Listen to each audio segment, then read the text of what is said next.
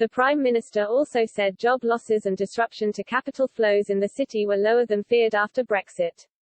Mr. Johnson made clear, far fewer bankers had moved to rival European cities such as Amsterdam and Frankfurt than city giants had originally threatened in 2020.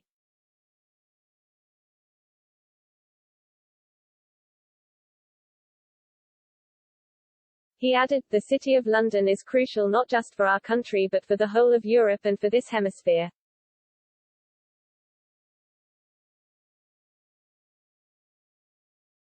If you want to raise money around Europe, if you want to finance your merger or whatever it is, London is still the place to come and always, always will be.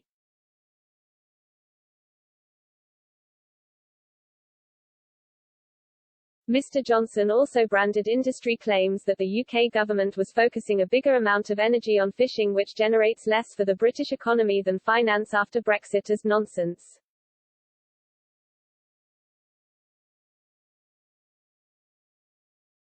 The Prime Minister's intervention comes as the EU's head of financial services hinted at a possible extension to euro clearing permissions.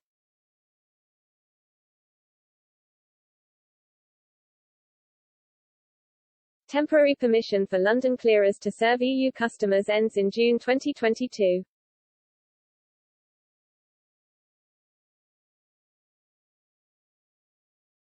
However, Mairead McGuinness said the European Union was minded to avoid a cliff-edge situation and avoid market instability.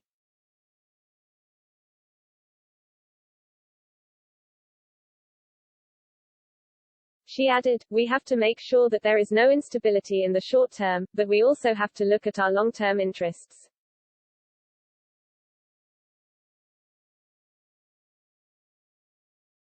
A Brussels source said the bloc was due to grant Britain a temporary extension but indicated clearing may have to move to the continent over a transition period.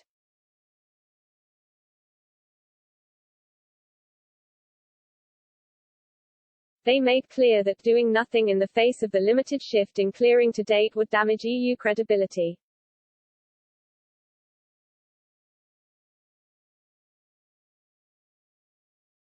The Bank of England and Treasury have recently put increasing pressure on the bloc to grant an extension, with senior officials warning the EU risks damaging the UK's financial system if they prize part of the £80 trillion clearing market away from the British capital.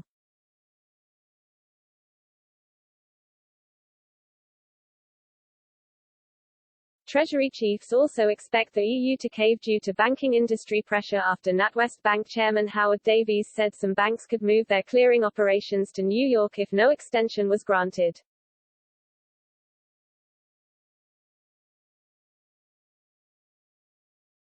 It comes after London Metal Exchange (LME) told customers in Europe to draw up contingency plans in case the European Union does not grant an extension on clearing.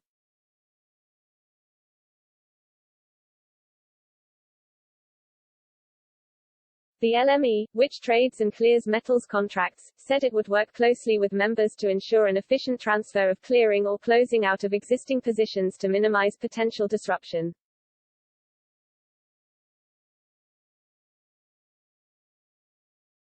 In a memo posted on their website, they added, "Given that we have been forewarned of the position, it is important that we take swift steps to mitigate the potential implications of this and ensure that alternative arrangements can be put in place in good time."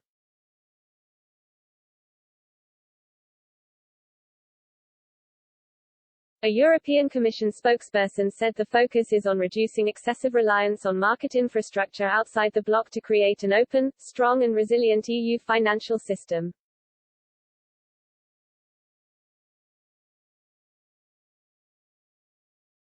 They added, in particular, the goal is not to move or take business away from London but rather to build our own infrastructures.